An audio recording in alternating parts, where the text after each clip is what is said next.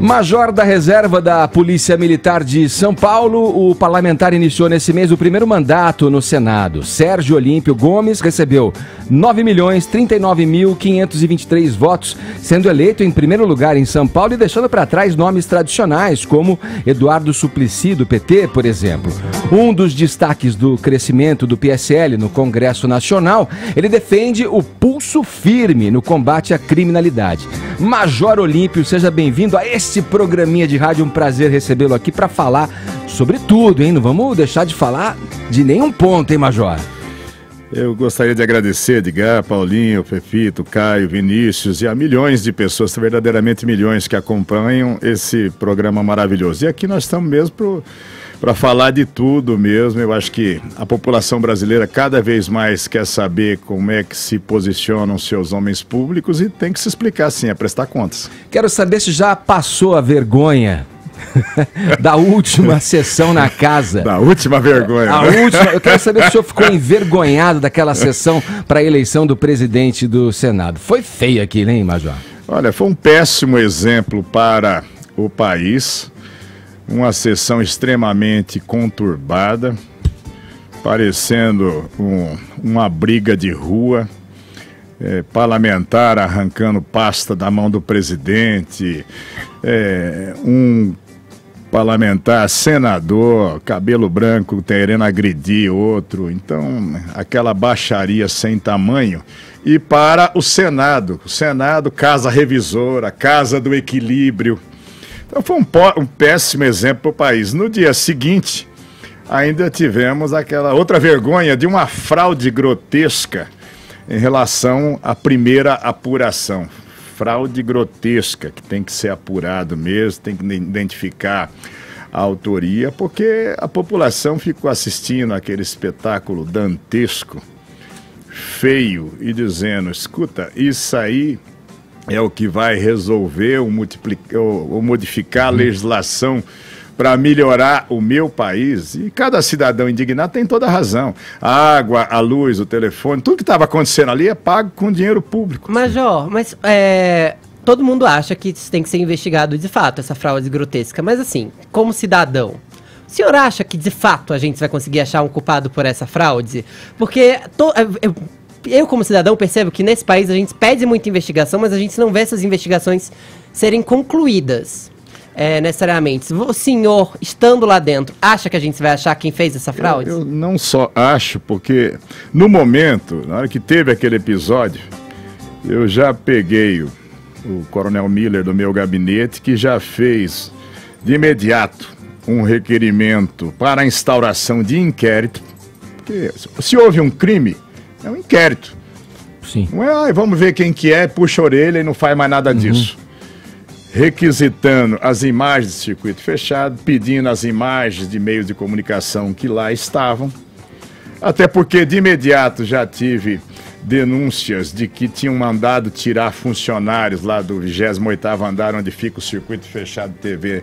De imediato, inclusive, os meios de comunicação também repercutiram isso.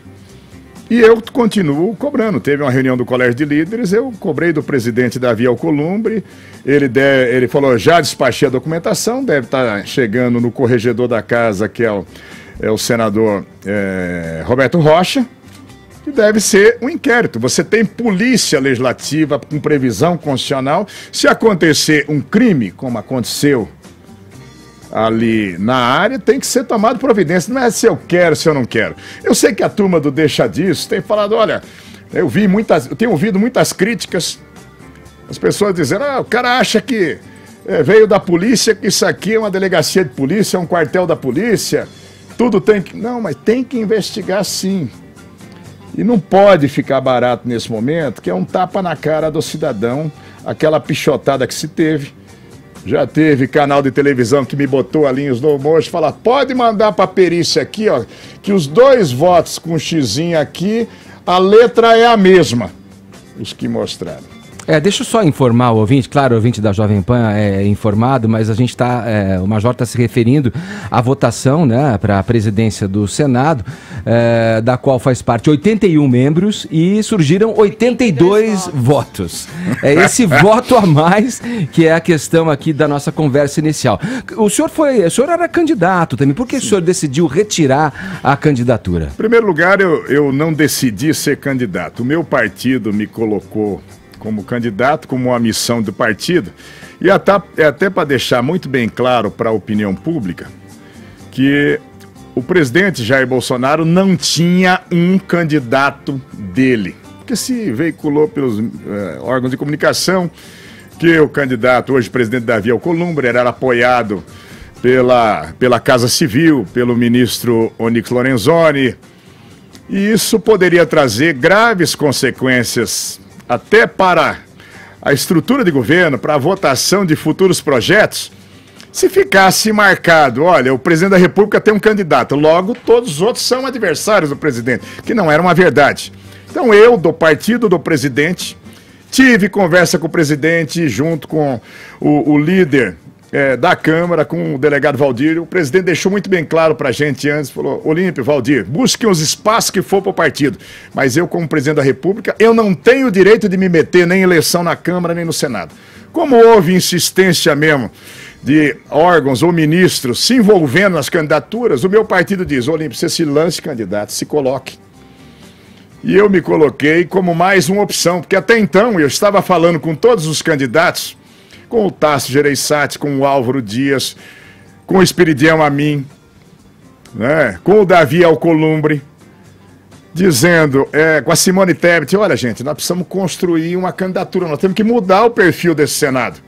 Com todo respeito ao senador Renan, mas ele passou a significar a velha política para um segmento da população, e a população dizendo não, nós temos que repercutir aqui o anseio da população. E coloquei a minha candidatura, iria à frente com ela até o final, quando tivemos uma reunião meia hora antes de começar aquela sessão fatídica lá que durou muitas horas, em que chegamos a uma conclusão. Se nós formos com múltiplas candidaturas, nós vamos facilitar uma vitória do senador Renan Calheiros. Então, naquele momento, eu fui o primeiro a dizer: nós precisamos pensar nesse momento, mas agora, na instituição, no Senado, no país, estou retirando. De igual forma fez o Tasso Gereissati, a Simone Tebet, que tinha perdido para o Renan já na eleição interna do partido, deixou de ser candidata avulsa, e só seguiu o senador Espiridião Amin.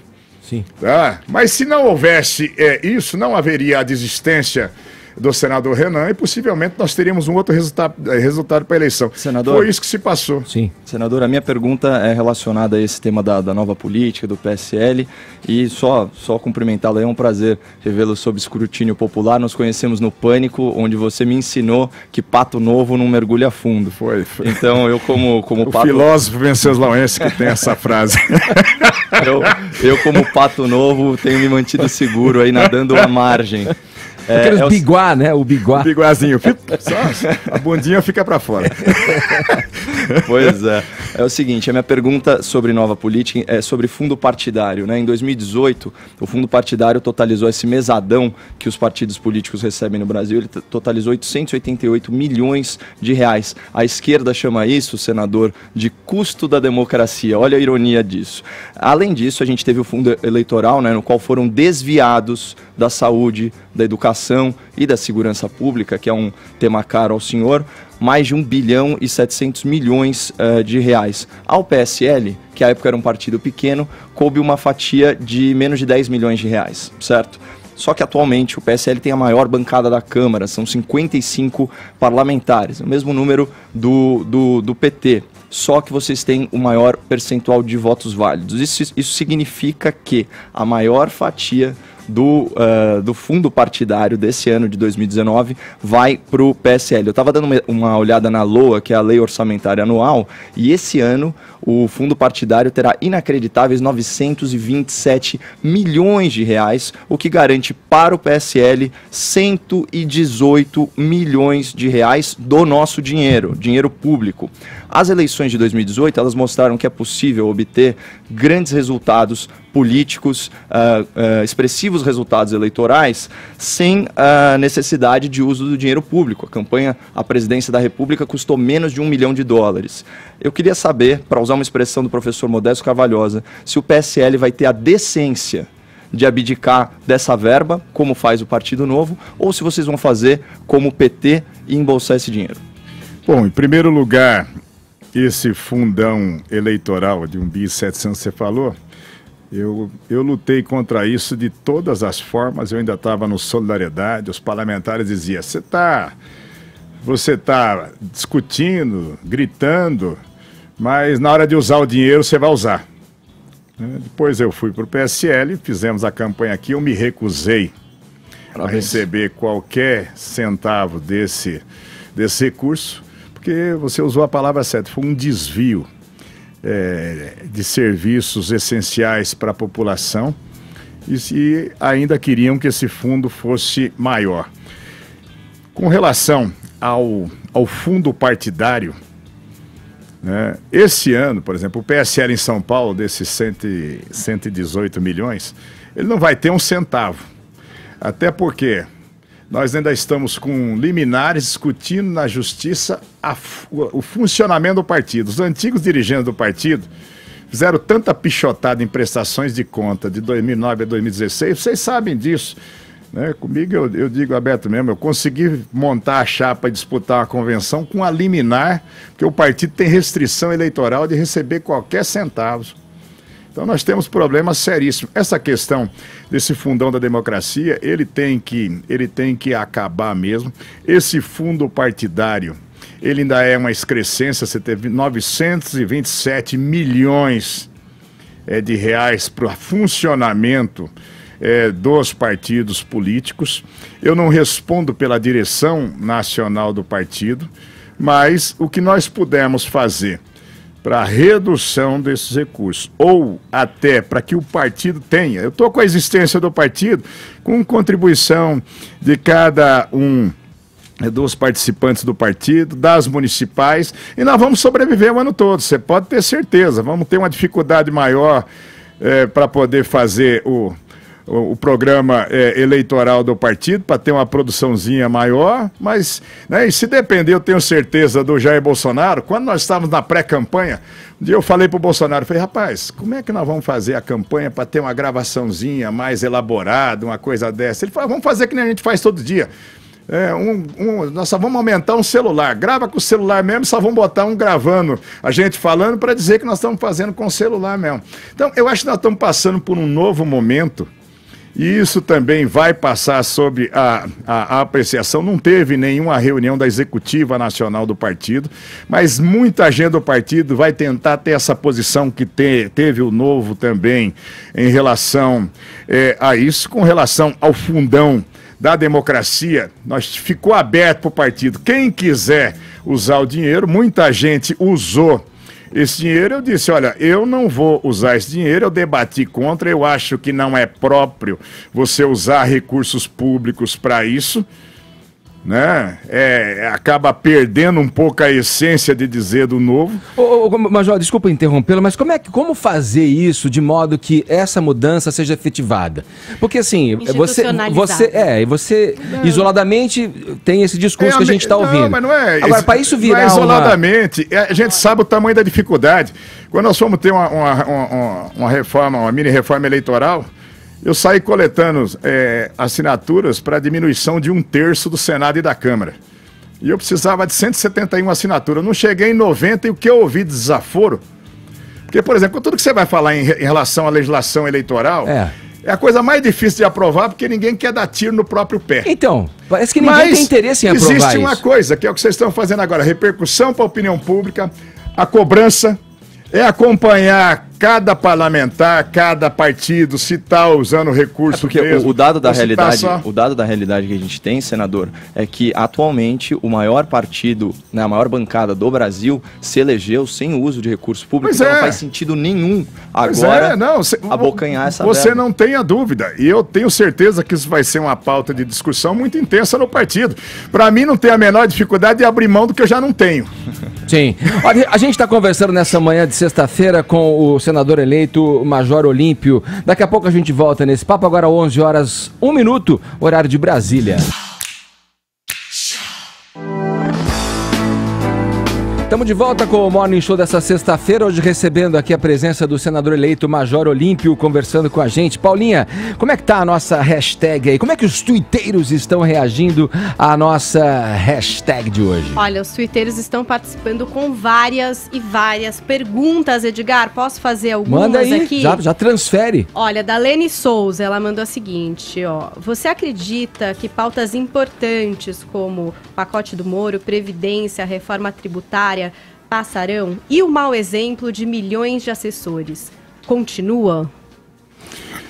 Falávamos agora, desculpe já interrompê-lo, Major, dos quase 500 mil aí gastos de assessores por alguns parlamentares, enfim, citamos o caso do Flávio Bolsonaro, que terá à disposição por compor ali dentro da hierarquia do Senado, quase 500 mil reais para serem gastos com assessores.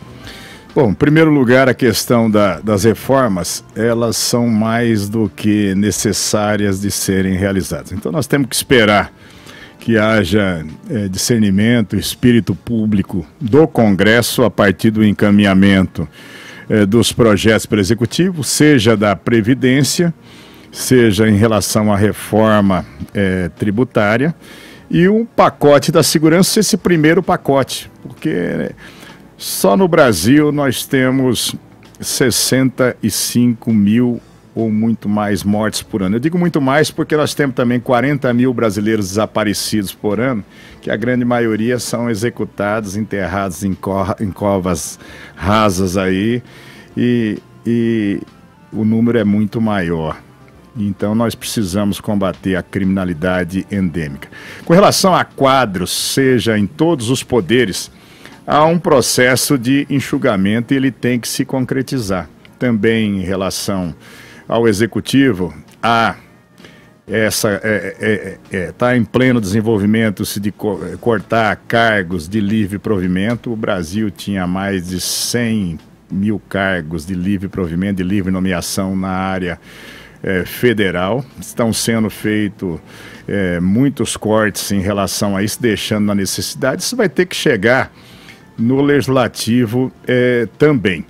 Devo só fazer uma correção, que não será o senador Flávio Bolsonaro. Ele, como terceiro secretário, existe uma estrutura de funcionamento da terceira secretaria, que ele é o responsável lá.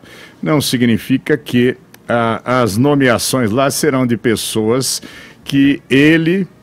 espontaneamente, ou gente da relação deles, são funcionários de quadros técnicos para servir as funções da secretaria na casa.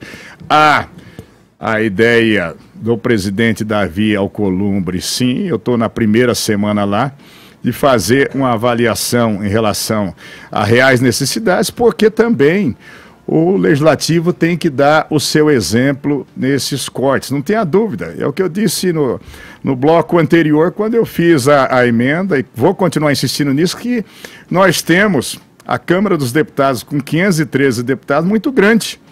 Nós temos o Senado imenso, com 81 senadores, tem 3 representantes por estado, já até 1965 eram 2 por estado. Então, nós temos que reduzir o tamanho do Estado brasileiro e o Legislativo tem que dar o seu exemplo. Sim. Nas Assembleias Legislativas, nas câmaras municipais. Se nós pegarmos a estrutura toda, nós vamos ter 513 deputados federais, 81 senadores, você tem quase 6 mil deputados estaduais, você tem 57 mil vereadores no país. Uma hora nós vamos ter que diminuir esse tamanho da representatividade. Olha, a pergunta de Beth Cortez, @Beth Cortez, brasileira trabalhadora. Ela diz o seguinte: Bolsonaro ou Mourão? Quem é mais flexível? Com quem o diálogo flui? Por que Mourão não está assumindo enquanto Bolsonaro está internado? É o general ou o capitão? Olha... Responde o major. Vocês têm essas coisas... Deixa o majorzinho repetir aqui. Não posso nem dar uma de bajulador, né? Mas não tem essa questão o que ambos são inflexíveis com relação ao combate à corrupção, à coisa errada. Nisso são intransigentes, como eu também sou. E uma questão simplesmente que para o Brasil... A avaliação de que o Bolsonaro permaneça, mesmo convalescendo, mesmo despachando a partir do hospital, dá um sentimento para o brasileiro que colocou o seu presidente e o presidente está atuando. Sem o menor problema. O general Mourão é um sujeito extremamente capaz, tem uma visão geopolítica do mundo, do Brasil, uma capacidade inigualável. E muitas vezes as pessoas imaginam, não, esse é mais linha dura, esse é menos linha dura. Não é nada disso. É simplesmente uma questão de posicionamento, de se fazer a coisa correta. Ambos têm essa linha de que nós temos que perseverar por ter a coisa certa no Brasil. Mas o presidente da República é o Jair Bolsonaro. Aliás, hoje acordou sem febre, está disposto, logo pela manhã já tive contato com o hospital. Um abraço ao presidente, se tiver. O Brasil está torcendo pelo seu restabelecimento e, se Deus quiser, na próxima semana já estará em Brasília. Deixa eu só abrir, Fefito, espaço para o ouvinte. Convidamos o ouvinte a participar dessa entrevista, mandando perguntas aqui em vídeo pro Major Olímpio. Solta pra gente, Bruno, por favor. Meu nome é Frederico e eu falo de São José dos Campos. Eu queria saber do Major Olímpio qual a sua posição com relação à CPI que está para ser instalada com relação ao STF. O que o senhor acha disso? Bom programa a todos, um bom final de semana, isso aí. Olha, eu não só tenho posição, como eu fui um dos primeiros a assinar essa CPI. Não é do STF, ela até... Vocês da imprensa já denominaram de togas limpas, né? Mas nós já temos o número de assinaturas. O que nós estamos ali discutindo pontualmente é que, na visão nossa e até eu acredito da sociedade brasileira, o Poder Judiciário acabou se desviando da sua condição de interpretar e aplicar a lei. Então esse ativismo judicial, né, tem provocado decisões que mudam completamente o sentido da lei. Sim. Então nós estamos citando ali decisões do Supremo Tribunal Federal, como do Gilmar Mendes de soltar algumas vezes o Barata Ribeiro no Rio de Janeiro, algumas circunstâncias. O próprio ministro Fux, ele, bacana para os juízes e por consequência para os promotores no Brasil, ele, por uma canetada, por uma liminar, e ficou 5 anos como liminar, pagando auxílio moradia para juízes no Brasil. Sim. Tá? Isso custando 2 bi por ano ao país, numa decisão monocrática. Prazos que devam ser cumpridos. Então chega no momento, e não tem mais poder moderador no Brasil. Em 1824, com a primeira Constituição, o imperador estabeleceu um poder moderador, que era para fazer o meio-campo com os 3 poderes. O judiciário encampou esse poder moderador agora e sai legislando, sai modificando conteúdos da lei. E com todo respeito, alguém do judiciário que quer legislar, deixa a toga, vai para as urnas, se coloca como representante da população e legisla. Por isso que nós vamos ter uma comissão parlamentar de inquérito. Fala, Vini. Major, o PSL esse ano ele teve um salto extremamente significativo no número de parlamentares eleitos, tanto na Câmara como também no Senado. E no final do ano passado nós já tivemos assim digamos uma cisânia entre alguns membros do partido sobre lideranças, né, tanto na Câmara como no Senado. Claro, porque o PSL ainda vai se entendendo, né, como uma unidade agora bastante representativa nas duas casas. Quero saber de pronto, já está tudo bem entre o senhor e a deputada Joyce Hasselmann? Absolutamente tranquilo. Aliás, você usou um nome bacana, né? Cisânia. O pau quebrou mesmo, né? Então. Conversas foram vazadas. Ele é adepto ao eufemismo. Eu digo para você, o PSL, diferentemente da maioria dos partidos, de repente o Bolsonaro foi para um partido pequeno e foi muita gente para o partido. Então, agora que nós estamos aprendendo, tem identidade partidária, ver os conteúdos que nós defendemos. E como aparecem muitas lideranças, e até é partido mesmo, dependendo do tema que você coloca para discutir na sua casa, comendo uma pizza com a família, o pau quebra. Adoro minha mulher, adoro meus filhos, mas dependendo do tema que vai colocar o assunto. E partido é isso mesmo, por isso chama partido, senão era tudo junto. Então, muita gente discorda de alguns posicionamentos, algumas pessoas são mais inflamadas, eu sou mais tranquilinho, normalmente sou mais... Major tranquilão. Mas você sabe que isso é uma questão de amadurecimento. Eu te diria que está bastante serenada a conduta de todos os parlamentares dentro do partido. É lógico que quando nós estávamos até o dia 1º, antes de tomar posse, você vê um partido que tem 48 novos que nunca tinham exercido atividade parlamentar, e o sujeito fica de outubro até 1º de fevereiro para tomar posse. Ele é tudo e não é nada. Daí diz que está diplomado, a população cobrando. O que você vai fazer como deputado? O cara nem tomou posse ainda. Você não está dando uma sabonetada, não, Major? Nessa relação aí, senão, porque teve briga áspera ali, teve discussão que veio a público. Será que vocês não perceberam, pô, galera, tá pegando mal? A gente acabou de chegar mas aqui. Isso acontece o tempo todo. É que o palco é pequeno. A gente ficou sabendo da ponta do iceberg só. O palco é pequeno para muito artista, gente. Então... Falando... Tá vendo? Cada um um pouquinho. Daqui a pouco tá tudo serenado, todo mundo tem a sua hora de entrar em cena. Agora ainda tá todo mundo a flor da pele. Falando sobre divisão partidária, né? Uma frase do presidente Bolsonaro: países podem comprar no Brasil, mas não podem comprar o Brasil. E ele fala isso ele falou isso por ensejo de uma reunião com o embaixador chinês, então uma questão de soberania nacional. Uma comitiva com muitos parlamentares do PSL no começo desse ano, deslumbrados aí com a tecnologia e a hospitalidade do governo chinês, aceitou fazer uma viagem oficial. Olha só, Partido Social Liberal aceitou fazer uma viagem oficial com tudo pago pelo PCC, que nesse caso é o Partido Comunista da China. O objetivo era importar essas tecnologias chinesas de reconhecimento facial, portanto, um assunto muito importante de segurança nacional. Só para dar um pouco de contexto, o aparato de vigilância institucional na China é de 170 milhões de câmeras, é mais ou menos uma câmera para cada 8 pessoas. É um estado policial, como um Big Brother do 1984, George Orwell, ou até mesmo o Black Mirror do Netflix, e é um estado policial. Os parlamentares, eles foram ingênuos em cair nessa armadilha do lobby chinês, e você reprova essa visita? Eu vou deixar você pensar nessa resposta. Temos uma música aqui, enquanto isso você pode pensar para responder depois do nosso intervalo aí, Major. Então, pensou bem, Major? Vamos lá. A pergunta do Caio era referente à caravana para a China. Consultei os universitários, podemos fazer resposta. E aí? Não, em primeiro lugar, a China é o maior parceiro comercial do Brasil hoje. No segundo momento, não foi uma visita oficial do PSL ou do governo brasileiro. Foram parlamentares do PSL que foram convidados.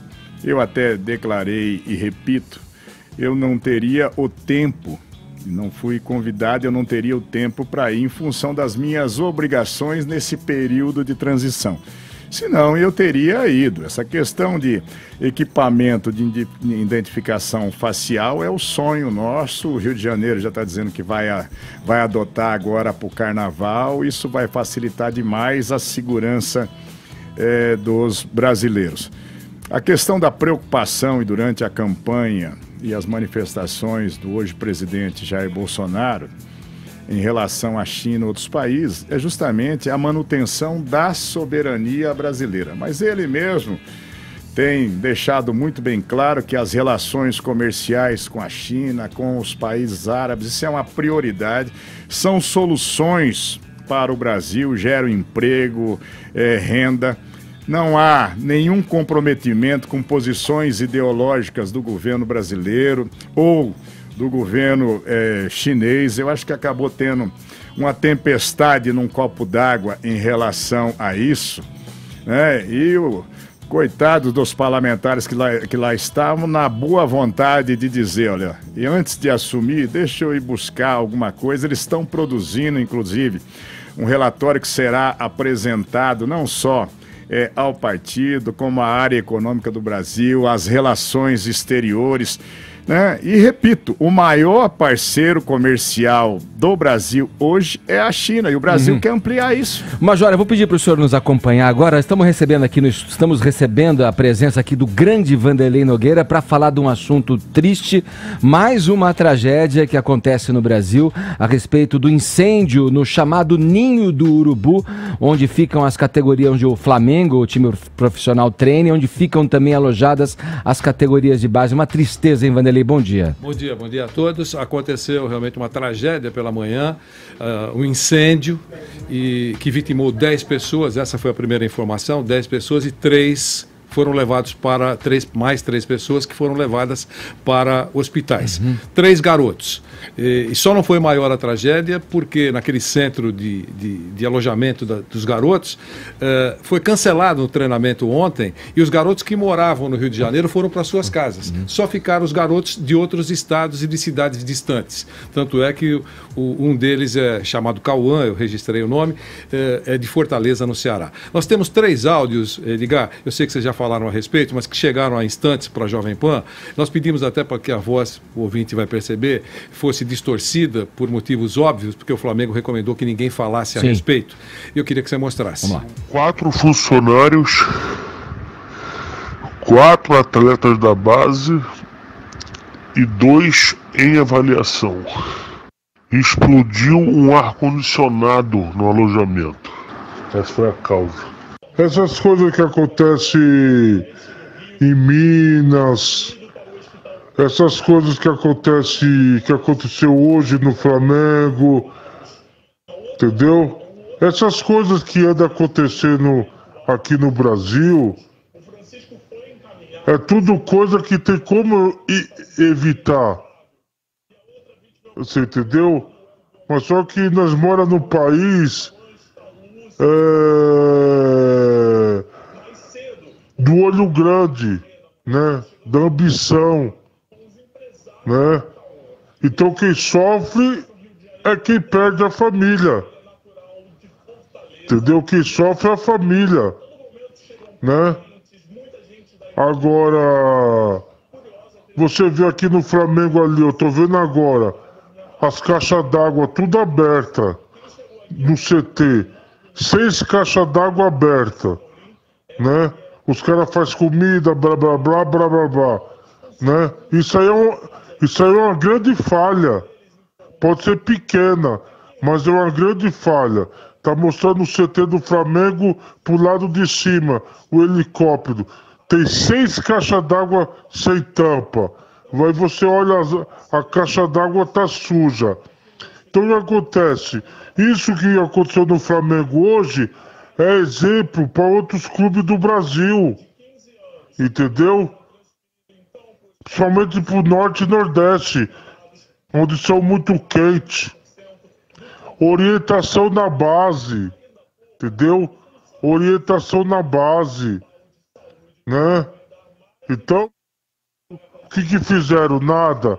Aconteceu agora em Brumadinho e Brumadinho. Entendeu? Aconteceu de novo. Aliás, pior. E ninguém faz nada. E as outras barragens? Ninguém vai fechar, ninguém vai... Entendeu? Isso é tudo balela. Isso aí vai acontecer... daqui 2 meses vai acontecer em outro clube também. Olha aí, Vanderlei, é o que falávamos aqui, né? Dessa sucessão de tragédias por negligência, né? Foi exatamente por isso que esse áudio é muito oportuno. Exatamente. Obrigado, Vanderlei, por trazer pra gente com exclusividade aqui esse áudio aqui de um funcionário do Flamengo falando a respeito e dando a visão dele, que está dentro, né, do clube, dessa tragédia que mais uma, né, poderia ser evitada. O presidente Jair Bolsonaro acabou de emitir uma nota oficial também, dizendo que está consternado e se solidariza com a dor aí dos familiares neste momento de luto. Tá certo. Major, eu gostaria de agradecer a presença aqui no Morning Show. Obrigado aí pela nossa conversa. Boa sorte aí para o senhor, né, à frente desse novo mandato aí que se avizinha na sua carreira política. Eu que agradeço aí a oportunidade e o meu lamento e as nossas orações pelas vítimas e o consolo à família.